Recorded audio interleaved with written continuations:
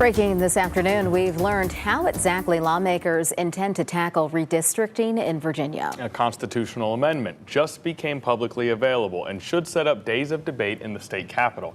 Alex Littlehales reports on what to expect next in the nationwide political fight that's reached the Commonwealth.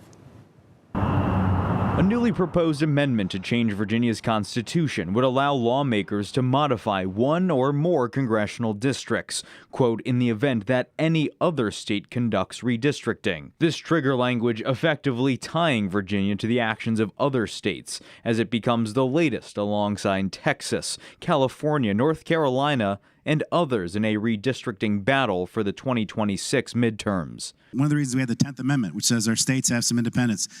And when we have the ability to do something, we have to consider what our options are. The amendment released hours after debate on the Senate floor Tuesday morning. And I believe it's time we address an uncomfortable question.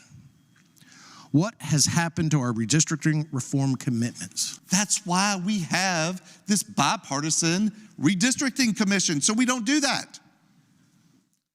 Because we can fight this back and forth. We did it for decades. Republicans bashing the sudden special session just 4 years after installing a redistricting commission. The proposed amendment would not eliminate that commission, but Hampton Senator Mamie Locke reminding the Senate that that commission ultimately failed in their job to create a bipartisan map. That is the reason why the Supreme Court ended up drawing lines, because the Supreme Court was supposed to be the exception, not the rule.